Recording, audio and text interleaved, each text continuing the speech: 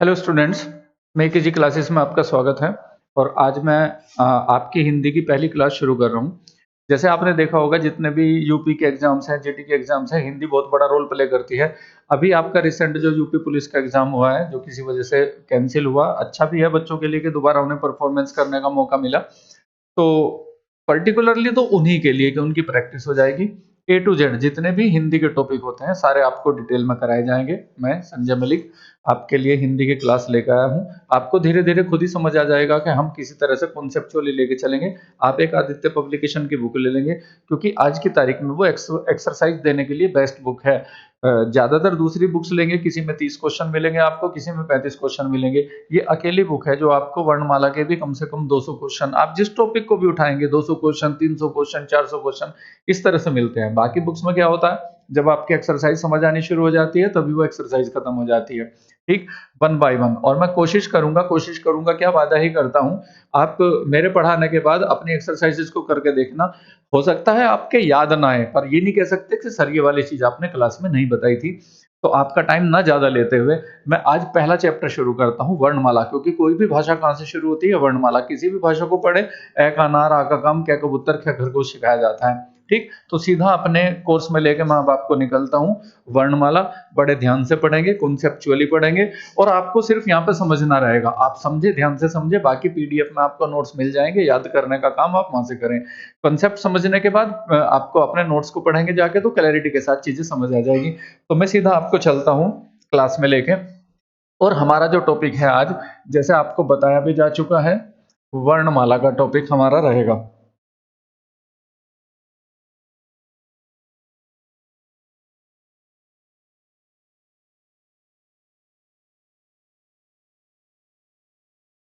वर्णमाला।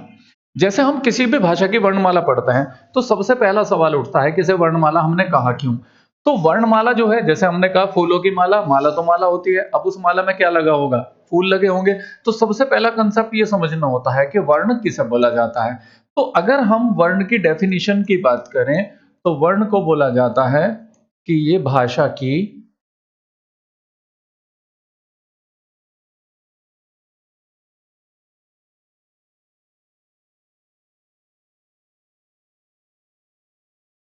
ये भाषा की सबसे छोटी इकाई रहेगी। तो भाषा की सबसे छोटी इकाई को क्या कहा जाता है, भाषा की सबसे छोटी इकाई को वर्ण कहा जाता है। अब वो भाषा की छोटी इकाई कैसे बनती है, देखो। अगर मैं बात करूं आपकी, कि जिसे हम भाषा बोलते हैं, वो क्या होता है।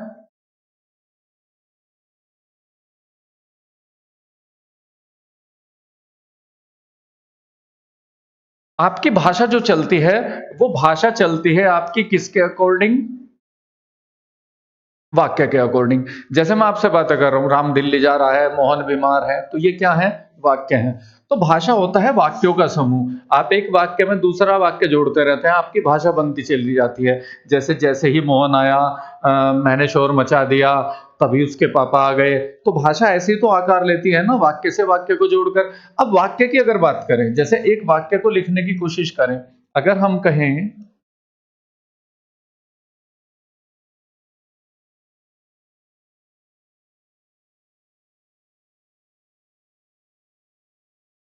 राम बाजार जाता है। तो अगर हम वाक्यों को देखें, तो वाक्य के अंदर हमने क्या लिखे हैं, कुछ शब्द लिखे हैं। तो अगर वाक्य की बात करते हैं, तो वाक्य क्या हो जाता है, वाक्य हो जाता है आपका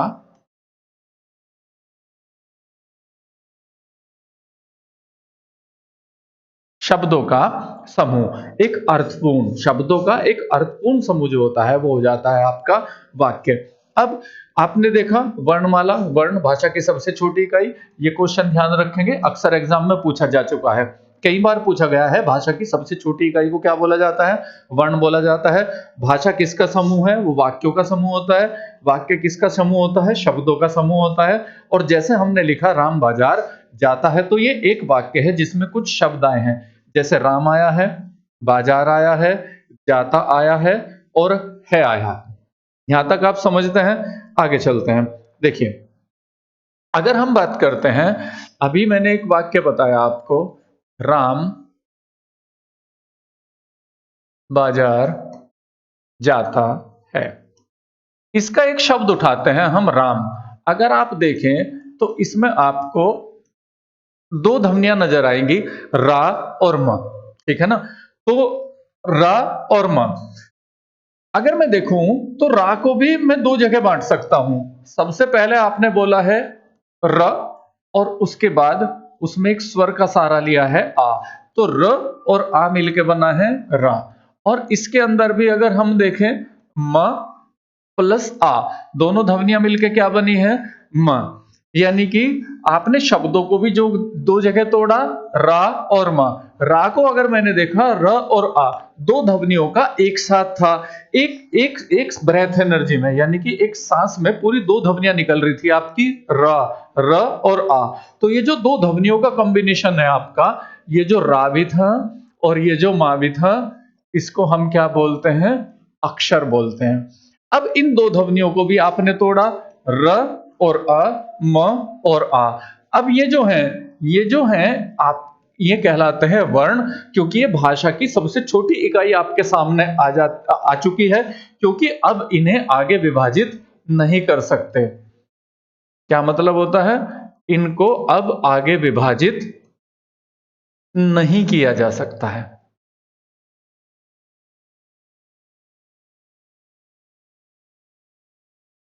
इसलिए इसलिए डेफिनेशन बनती है कि वर्ण को क्या बोला जाता है? वर्ण को बोला जाता है भाषा की सबसे छोटी इकाई। तो अगर पूछा जाए भाषा की सबसे छोटी इकाई क्या होती है हमारी, तो भाषा की सबसे छोटी इकाई होती है हमारी वर्ग। वर्ण को भाषा की सबसे छोटी इकाई इसलिए कहा गया है। अब वर्ण और ध्वनि क्या है? ध्वनि ही वर्ण है, वर्ण ही ध्वनि है ना? जो उसका बोलने वाला रूप जो है उसे तो ध्वनि कहलाते हैं, और लिखा जाने वाला रूप जो वह क्या कहलाता है? उसको वर्ण कहलाते हैं। क्योंकि हम पूरी वर्णमाला जो है उसमें ध्वनियों के संकेत लिखते हैं, तो इसलिए उसे क्या बोला जाता है? वर्ण। और ऐसी ऐसी कितनी ध्वनियां हैं? हम हिंदी भाषा में ऐसी ऐसी 52 ध्वनियों को यूज करते हैं। तो हमारी पूरी वर्णमाला जो है वो 52 वर्ण का, यानी कि 12 अलग अलग ध्वनियों का कॉम्बिनेशन है। ठीक, तो यहां तक आपकी बात क्लियर हो जाती है कि हम वर्णमाला पढ़ रहे हैं। वर्ण है भाषा की सबसे छोटी इकाई। जैसे हम यहां से नीचे से चलते हैं, र अ, र म अ म, तो ये दो वर्ण मिलके आपके दो अक्षर बने थे, रा और म।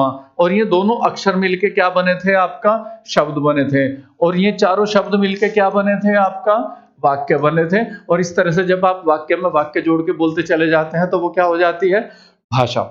अब इससे आगे लेके चलता हूं। आगे मैं जो दो तीन बातें करना चाह रहा हूं वो बहुत इंपॉर्टेंट है। कुछ अगले जो दो तीन टॉपिक रहेंगे ध्यान रखना।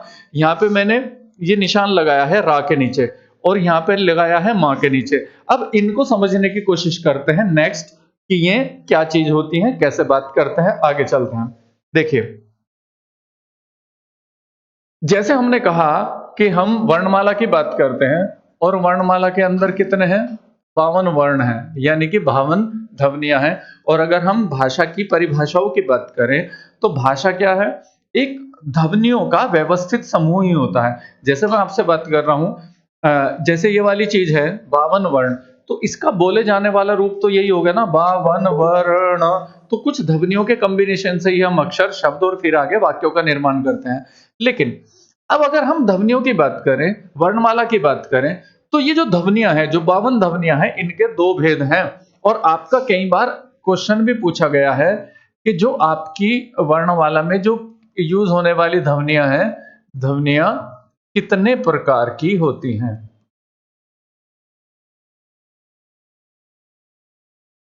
और इसका आंसर आपका हमेशा रहता है दो। एक होती है आपकी स्वर ध्वनियां, और दूसरी कौन सी होती है? आपकी व्यंजन ध्वनियां। ठीक, और हमारी ये जो 52 वर्णमाला है, ये आई कहां से? अगर हम इनकी बात करें तो सबसे पहला जो व्याकरण लिखा था हमारे, ये आपका जीके का भी सवाल बनता है और आपका हिंदी का भी सवाल बनता है कि सबसे पहले जो व्याकरण है, व्याकरण का विशेषण होता है व्याकरण। व्याकरण लिखने वाले को क्या बोलते हैं? व्याकरण। तो हमारे सबसे पहले जो व्याकरण लिखने वाले थे वो कौन थे? महर्षि पाणिनि। सबसे पहला व्याकरण लिखा था उन्होंने। सबसे पहले क्या लिखा है? ध्वनियों से उन्होंने व्याकरण को शुरू किया है और उन्होंने कहा है कि शिव का डमरू बजा, यानी कि हमारे महेश्वर जो शिव है उनका डमरू बजा। इसीलिए उन्होंने 14 बार डमरू बजा था और 14 बार जब बजा था तो उन्हीं को हम क्या बोलते हैं, उन्हीं को हम महेश्वर सूत्र बोलते हैं। अब वो महेश्वर सूत्र कैसे हैं, जैसे सबसे पहली बार जब डमरू बजा तो ये वाली ध्वनियां निकली, अ ई उ ऐसे निकला। इसमें लास्ट वाली ध्वनि को हम छोड़ते हैं तो पहले वाली 3 ध्वनियां लेती हैं। ऐसे ही दूसरी बार में भी कुछ स्वर निकले, तीसरी बार डमरू बजा फिर कुछ स्वर निकले, चौथी बार फिर डमरू बजा और कुछ स्वर निकले और उनका अंत हुआ च पे। तो महेश्वर सूत्र के अनुसार अ और च के बीच में सारे के सारे क्या आ जाते हैं, स्वर आ जाते हैं। फिर जब 5वीं बार उनका डमरू बजा तो ये ध्वनियां निकली है, या रा वा टा, और ऐसे ही करते करते जब वो 14वीं बार पहुंचते हैं तो सबसे लास्ट की ध्वनि रहती है ल। तो ह और ला के बीच में आ जाते हैं वहां पर सारे के सारे व्यंजन। तो हल इक्वल टू व्यंजन और अच इक्वल टू क्या हो जाता है, सारे के सारे स्वर आ जाते हैं। तो जो महेश्वर सूत्र से जहां हमारे वर्णों की उत्पत्ति हुई है, पहली 4 बार जब शिव का डमरू बजा था तो सारे स्वर निकले थे। सबसे पहली ध्वनि अ और चौथे में लास्ट की थी च। तो अच मतलब सारे स्वर और हाला मतलब सारे के सारे वहां पे व्यंजन थे। अब इन दो चीजों को आगे ऐड कर आगे ले जाके देखते हैं। तो देखो कुछ चीजें हैं, जैसे मैंने कहा अच प्लस अंत, तो संधि के नियमों के अनुसार च छ जय, च अपने तीसरे वर्ण में पहुंच जाएगा और इसे हम क्या बोलेंगे, ये बन जाएगा आपका अजंत। ऐसा ही अगर मैं हल की बात करूं, हल प्लस अंत यानी कि हल यानी कि व्यंजन पे अंत होने वाले, तो उन्हें क्या बोल देंगे हम, हलंत। तो ये जो निशान होता है जो शब्द के नीचे लगाया जाता है इसे क्या बोला जाता है, हलंत। यानी कि ये जो निशान है ये व्यंजन पे अंत होने का है और जो व्यंजन पे अंत होने वाली ध्वनि होती है उसे क्या कहा जाता है, शुद्ध व्यंजन कहा जाता है। इसका मैं आपको एक एग्जांपल देता हूं। जैसे आप बैठे बैठे इसे बोल के देखें, आप इस वाले वर्ण को बोलेंगे तो आपके मुंह से उच्चारित होगा पै। आपके सबसे पहले दोनों होठ बंद हो जाएंगे पै बोलने से पहले। अगर आप पै को लास्ट में लगाते हो, आप बोल के देखो किसी को बोलना चुप, तो आपके दोनों होठ बंद हो जाएंगे। इसलिए प जब बोलते हो तो आपके दोनों होठ बंद होंगे और वहां से झटके से आप हवा को छोड़ेंगे। ठीक। अब इसमें क्या है, पै में 2 ध्वनियां हैं।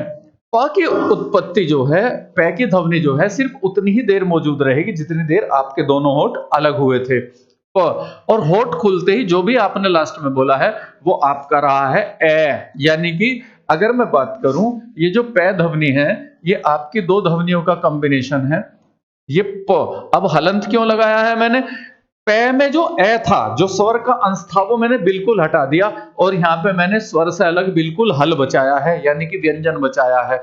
तो वो क्या होगा, होठ खत्म होते ही ध्वनि खत्म, प। और उसके बाद उसमें क्या शामिल किया था आपने, उसमें आपने एक स्वर ऐड किया था ए, यानी कि प और अ मिलके क्या बनता है आपका प, जो आपका क्या बनता है, एक अक्षर। और यहाँ पे ये दोनों आपके सामने क्या आ जाते हैं, एक वर्ण ये आ जाता है, एक वर्ण ये आ जाता है। ये जो हमने यहाँ पे हलंत का यूज किया है, ये हलंत का यूज किया है, ये शुद्ध व्यंजन केवल प, और उसके अंदर आपने क्या लगाया है, अ का यूज किया है, तो दोनों मिलके बने हैं प।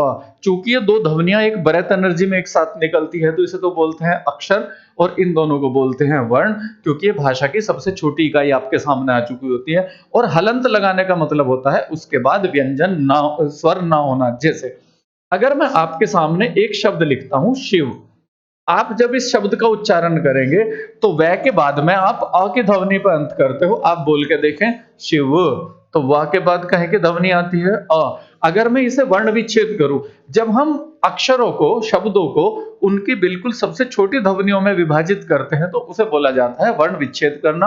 और कुछ एग्जाम में उसके क्वेश्चंस आते हैं। और जब भी आप वर्ण विच्छेद करेंगे तो इन 2 तिरछी रेखाओं के बीच में करेंगे। शिव, तो सबसे पहले आपकी ध्वनि इसमें से निकलती है श, और उसके बाद में एक स्वर शामिल होता है इसके अंदर, क्या, ई। तो दोनों मिलके बनते हैं शी। और फिर क्या आता है आपका व, और उसके सामने क्या आपका मौजूद रहता है अ। तो ये 4 ध्वनियां मिलके बनती हैं शिव। तो ये जो शब्द है ये किस पे अंत होने वाला है, ए पे अंत होने वाला शब्द है और ए पे होने वाले शब्द के अंत के लिए ही इसे क्या बोला जाता है? अकारांत।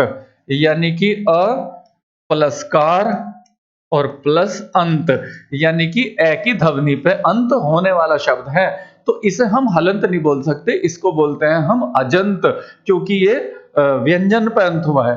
अब मैं एक शब्द आपके सामने और लिखता हूं, आप इस शब्द को बोल एक के देखें, सत, और मैंने देखो त में हलंत लगाया है।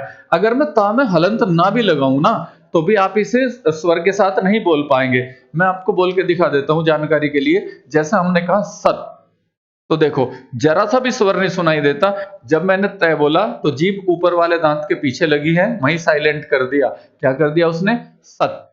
तो तय के नीचे हलंत लगाने का मतलब क्या हुआ कि ये शुद्ध व्यंजन के रूप में है, इसके बाद में बिल्कुल भी ए नहीं है। अगर मैं इसके नीचे से हलंत हटा देता हूं ना, तो अब ये सत ना होके ये पूरा तय बोलना पड़ेगा।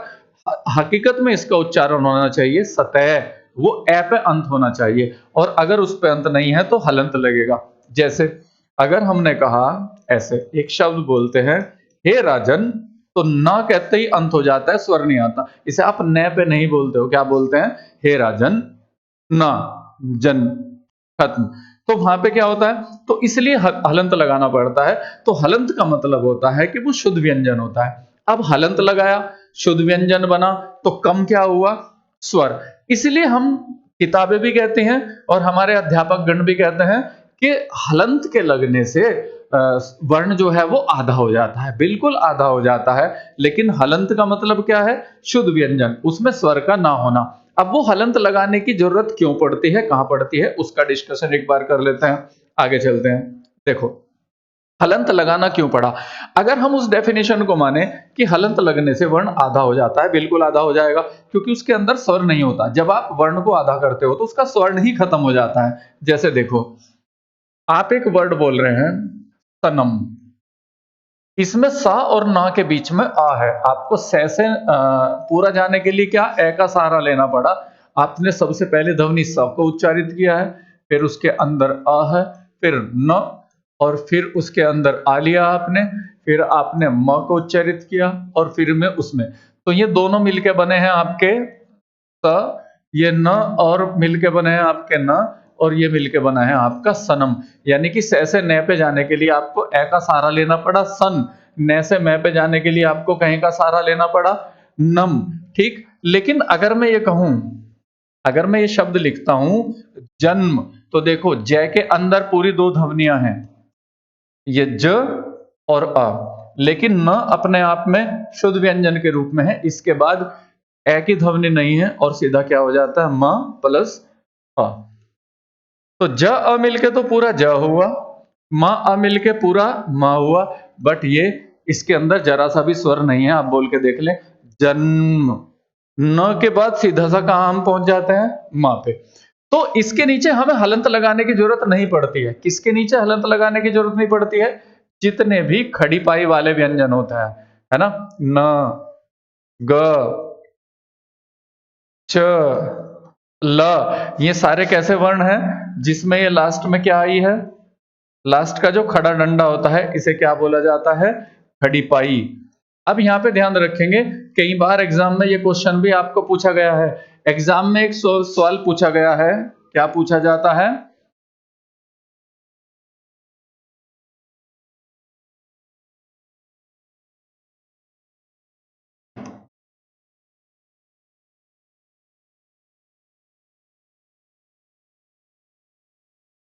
आपका सवाल आता है खड़ी पाई वाले व्यंजनों का आधा कैसे बनता है, और उसका जवाब था, एक ऑप्शन था क्या आपका, खड़ी पाई को हटाकर।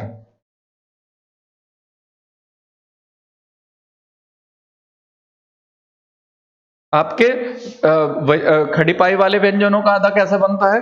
खड़ी पाई को हटाकर बनता है। ठीक, वर्ण भाषा की सबसे छोटी इकाई है। एक इंपॉर्टेंट टॉपिक आया था, क्वेश्चन है एग्जाम का, ध्वनियों को कितने दो हिस्सों में बांटा जाता है, ध्वनियां कितने प्रकार की हैं? उसका आंसर मैं दे चुका हूं, दो प्रकार की होती है, स्वर और व्यंजन। तीसरा क्वेश्चन फिर नोटिस करने का है, खड़ी पाई के व्यंजनों का आधा कैसे बनता है? खड़ी पाई को हटाकर बनता है। आगे देखते हैं।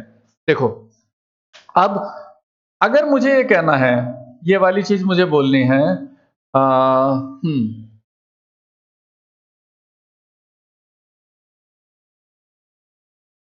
जैसे मुझे ये शब्द बोलना है, देखो, गुड्डा। उसने क्या खरीदा था? एक गुड्डा खरीदा था। आप देखो, इसका अगर मैं वर्ण विच्छेद करूं तो ग प्लस उ, इस ड का भी वर्ण विच्छेद करें तो क्या होता है? ड प्लस आ, डा। लेकिन ये देखो, ये आपका शुद्ध व्यंजन के रूप में है, ड, गुड डा।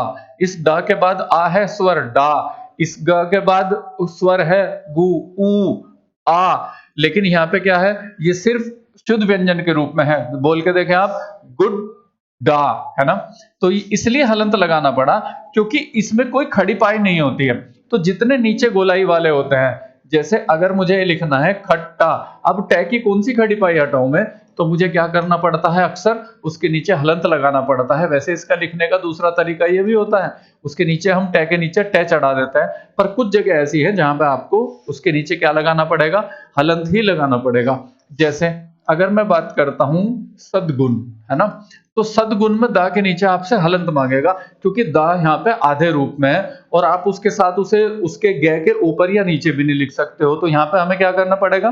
सद्गुण।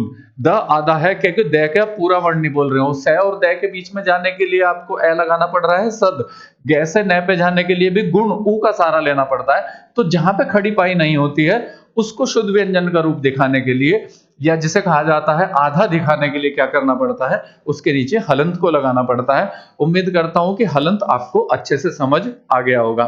ठीक, अब चलते हैं आगे टॉपिक को लेके। इसकी हम क्या बात करते हैं? आगे चलते हैं। देखो,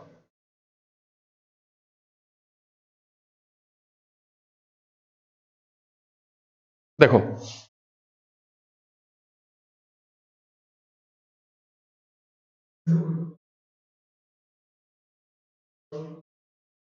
ओके, देखो, आगे चलते हैं। अब इसमें हम क्या करते हैं? अब जैसे हमने कहा, ध्वनियां दो प्रकार की होती हैं, स्वर और व्यंजन, और हमारे कुल वर्ण होते हैं 52। तो मैं आपको सबसे पहले कौन सा सेक्शन लेके चल रहा हूं ध्वनि का? हम ध्वनि का सबसे पहला सेक्शन करा रहे हैं आपको स्वर, है ना? सबसे पहले स्वर और व्यंजन का एक अंतर देखते हैं। स्वर और व्यंजन का क्या अंतर होता है? जैसे दो प्रकार की तो ध्वनियां हैं। देखो, इसमें क्या किया जाता है? व्यंजन में इस जानकारी से आपके कई सारे क्वेश्चन सही आंसर दे पाएंगे आप। मुंह से बहने वाली वायु को बाधित किया जाता है। जबकि स्वर क्या होता है? स्वर वो है जिसमें मुंह से, उसका अपोजिट है बिल्कुल, बहने वाली वायु को बाधित नहीं किया जाता। आप कोई भी स्वर बोल के देखें, अ, ई, उ, आ, ठीक है ना? आपके मुंह का आकार तो बदलता है, लेकिन हवा को कहीं बाधित नहीं करते आप। जैसे ए, आ, उ, बेरोक टोक, जहां पे स्वतंत्र रूप से उच्चारित होती है। इसलिए स्वर के बारे में क्या कहा जाता है कि ये क्या होता है? ये स्वतंत्र रूप से उच्चारित ध्वनियां हैं, स्वतंत्र रूप से उच्चारित। इनके लिए हमें अपनी मुख गुहा, यानी कि जो ओरल कैविटी होती है, मुंह की पूरी ये खाली जगह जहां पे आप खाना खाते हैं, उसको क्या करते हैं? उसमें कहीं भी हम हवा को क्या करते हैं? बाधित नहीं करते हैं किसी भी तरह से, हवा को बेरोक टोक बहने लेते हैं। तो ये स्वतंत्र रूप से उच्चारित होने वाली ध्वनियां हैं। जबकि व्यंजन ध्वनियां जितनी भी हैं, वो क्या करती हैं? मुंह से बहने वाली हवा को बाधित करती हैं। और हवा को बाधित करने की आपके मुंह के अंदर 5 जगहें हैं जहां से आप बाधित करते हो। सबसे पीछे वाली जगह कौन सी है? कंठ, जहां पे लास्ट में आपका खाना शरीर के अंदर जाता है, जीभ का पिछला हिस्सा जहां से जुड़ा होता है, वहां पे। जैसे अगर मैं क, ख जैसे शब्दों की, वर्णों की बात करूं, तो ये जीभ का सबसे पिछला हिस्सा गले को बंद कर लेता है। जैसे अगर मैं कहूँ ये है मेरा हक, तो देखो का में क्या होता है, कंठ बंद हो जाता है, जीभ का पिछला हिस्सा गले को बंद करता है। तो यहाँ पे हम हवा को बाधित करते हैं अपने कंठ के ऊपर। कंठ से आगे चलते हैं, कंठ से आगे और मसूड़े के पीछे की जगह क्या कहलाती है, तालू। सीधा सा मान ले मुंह की छत, जहां पे अक्सर बच्चे के जब दांत नहीं निकलते तो खिचड़ी खाते हुए गर्म आलू जरूर चिपकता है वहां पे, उसका आंखों से आंसू निकल आते हैं। तो कुछ तालू पे बाधित करते हैं। जैसे अगर मैं च की ध्वनि की बात करूं, च, छ, ज, तो जीभ का जो अगला हिस्सा है वो ऊपर तालू पे लगता है। जैसे हमने कहा सच, कुछ, जहाज, तो जीभ कहाँ लगती है, तालू पे लगती है, वहां पे हवा को बाधित करती है। तालू से आगे चलते हैं, जहां से दांत निकलते हैं उसे मसूड़ा बोला जाता है। और यहाँ पर उच्च उच्चारण स्थान को क्या कहा जाता है, मूर्धा। जैसे मैं ट, ठ जैसी ध्वनियों की बात करूं तो जीभ जो है मसूड़े पर लगती है। जैसे हमने कहा हट, तो जीभ उठी और कहाँ लगती है, मसूड़े पर लगती है। उससे आगे क्या होते हैं आपके दांत, दंत होते हैं। जैसे अभी हमने कहा त बोला, था बोला, या हम द बोलते हैं। तो जैसे हमने कहा सत, तो जीभ का अगला हिस्सा कहाँ लगता है, आपके ऊपर वाले दांत के पीछे लगता है। तो यहाँ पे आप हवा को बाधित करते हो। और उसके आगे होते हैं आपके होठ। जैसे आपने प बोला, फ बोला या ब बोला, तो यहाँ पे आपके दोनों होठ जो है मिलके वो क्या करते हैं, हवा को बाधित करते हैं। जैसे ब, प, ये सारी ध्वनियां कैसी हैं, ये। तो व्यंजन में क्या रहता है कि व्यंजन में कहीं ना कहीं क्या करते हो आप, हवा को बाधित करते हो। मुंह से बहने वाली वायु को बाधित किया जाता है, जैसे यहाँ कंठ पे, यहाँ तालू पे, यहाँ मूर्धा पे। अगर कोई प बोलना चाहता है तो जब तक वो होठों से हवा को बंद करके झटके से बाहर नहीं फेंकेगा तो नहीं निकलेगा। तो ये स्वर और व्यंजन का बेसिक डिफरेंस होता है। यहाँ पे मुंह से बहने वाली हवा को बाधित नहीं किया जाता है, और व्यंजन में क्या किया जाता है, मुंह से बहने वाली हवा को बाधित किया जाता है। तो इन्हीं दो ध्वनि के अंतर के आधार पर पूछा जाता है कि ध्वनियां कितने प्रकार की होती हैं। तो ध्वनियां दो प्रकार की होती हैं, स्वर और व्यंजन ध्वनि। और फिलहाल हम किसकी बात करते हैं, बारी बारी से करेंगे।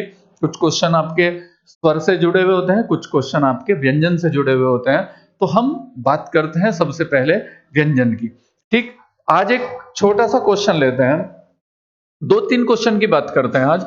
आपकी ज्यादा लंबी क्लास ना करते हुए धीरे धीरे चीजों को पढ़ें, अच्छे से देखें, और फिर जो क्वेश्चन है उन क्वेरीज को भेज दें आप, उनके सॉल्यूशन लेके नेक्स्ट टॉपिक पे चलते हैं।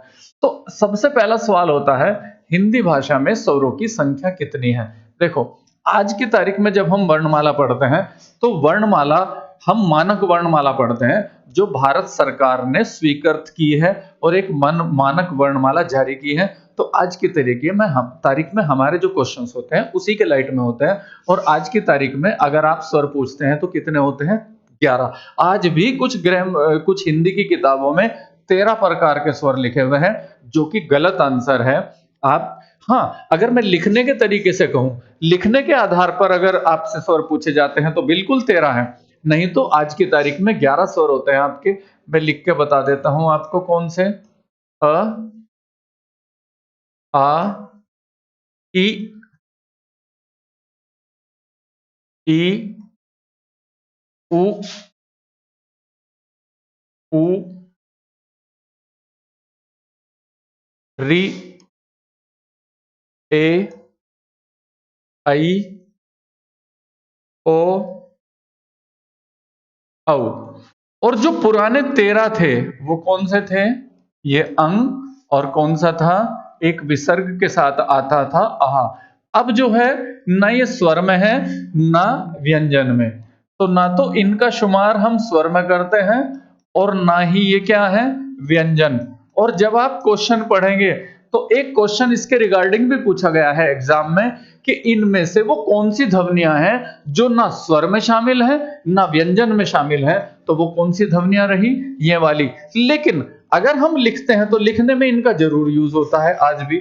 जैसे अगर मैं कहूं अंगद, तो लिखने में तो इसका यूज हो रहा है। अगर मैं इसकी बात करता हूं, जैसे अतः, अतः मैं आपसे निवेदन करता हूं, तो लिपि में तो आ रहे हैं। तो अगर लिपि के आधार पर पहुंचता है, लिखने के आधार पर आपके स्वर कितने होते हैं, तो लिखने के आधार पर वो अपने स्वरों की संख्या बताते हैं कितनी होती है। लिखने के आधार पर स्वरों की संख्या वो रखते हैं 13 होती है। लेकिन अगर हम उनके मानक वर्णमाला के हिसाब से कुल जिन्हें हम स्वरों में शामिल करते हैं उनको बात करते हैं, तो वो कितने होते हैं हमारे स्वर।